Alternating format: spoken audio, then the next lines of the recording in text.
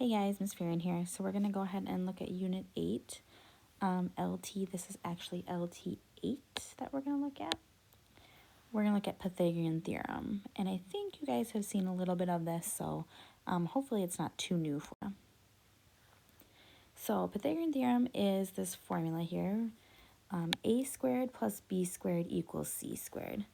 So there's two things you have to keep in mind when you're looking at Pythagorean theorem. It only works for a right triangle. And you're going to know it's a right triangle because you're going to see this little square here in the bottom corner. And when you're plugging numbers in, the C squared here is the longest side of the triangle. So it's always going to be whichever side is the longest side or the biggest number. So let's go ahead and look at a couple examples here.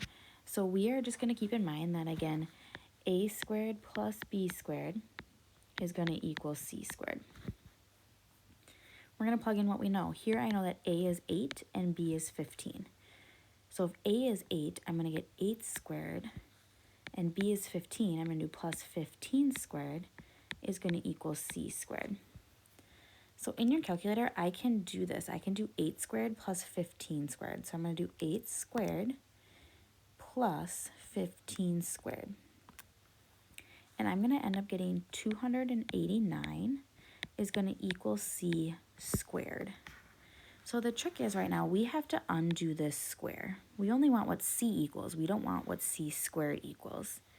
So to undo a square, we do what's called a square root.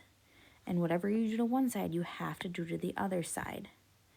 So the square root cancels the squared, so you're left with C equals the square root of 289. And I am going to accept that as your final answer.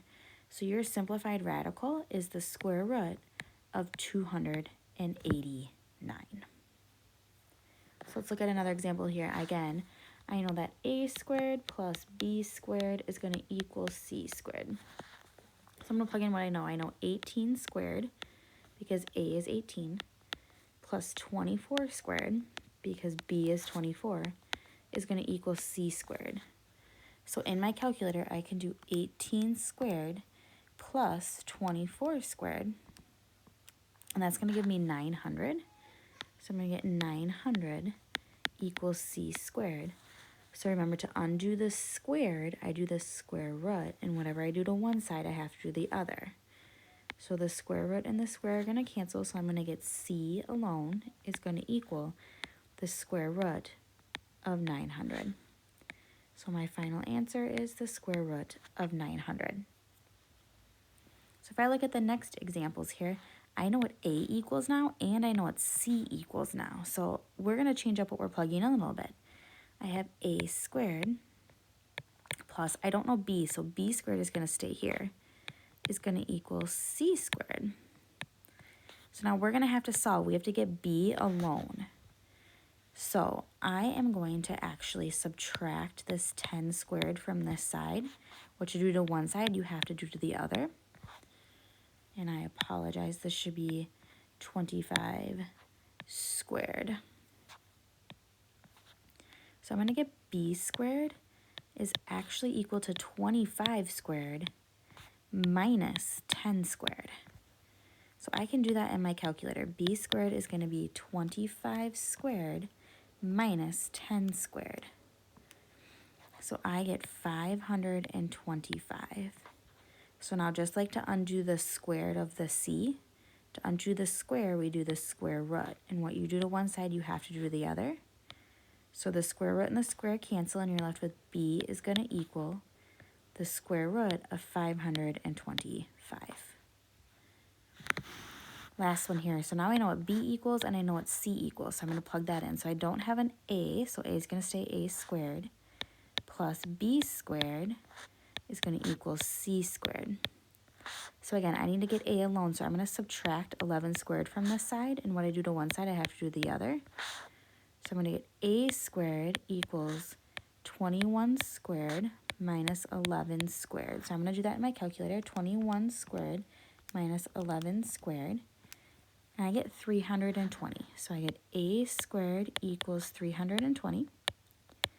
To undo a square, we do a square root. What you do to one side, you do to the other. So those cancel, and I'm going to get a equals the square root of 320. So now all I give you is a picture. So we need to figure out which side is what. So the longest side is my C, which I didn't state this for, but C is always also across from the 90-degree angle. So the one across from the 90-degree angle is my C. So I'm going to plug these in. When it comes to the A and B, it doesn't matter which side is which. So I'm going to say that this 4 is my A and the 8 is my B. So I'm just going to plug in what I know to A squared plus B squared equals C squared. So my A is going to be 4. So I'm going to have 4 squared. My B is going to be 8. So plus 8 squared, having troubles with those squares, is going to equal C squared. C is already alone, so I can just plug this whole thing in like I see it. So I can do 4 squared plus 8 squared in my calculator, and I get 80. So I get 80 equals C squared. So to get rid of that square, I do the square root. So those cancel, and I'm left with C equals the square root of 80. Same idea here. My C is the one that's missing because that's the one across from the 90-degree angle. So I can call this 6A and the 3B. So I'm going to plug in what I know. So I'm going to know 6 squared plus 3 squared is going to equal C squared. So the C is already alone, so I'm going to just do 6 squared plus 3 squared in my calculator. And I get 45 equals C squared. To undo the square, we do the square root. So those cancel, and I'm left with C is going to equal the square root of 45. So the last thing we're going to kind of look at is we're going to use Pythagorean theorem to see if this forms a right triangle, okay? If it does, it's called a Pythagorean triple. Not important, words aren't important, but basically we're going to plug in numbers to a squared plus b squared equals c squared.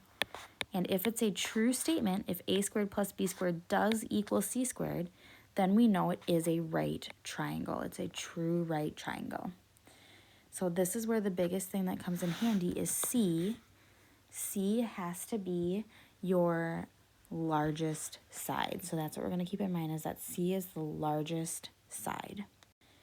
So let's look at our first example here. I have 20, 21, and 29. I want to plug that into Pythagorean theorem and see if it is a right triangle. So I have to keep in mind that C has to be the largest number. So my largest number is here, so that's got to be my C. The A and the B then don't matter. So I'm going to do 20 squared plus 21 squared equals 29 squared. So we're going to do the left side first. So I'm going to do 20 squared plus 21 squared in my calculator, and I get 841. And my other side then, I'm going to do 29 squared in my calculator, and I get 841. So I ask myself, does 841 equal 841? Are those numbers the same?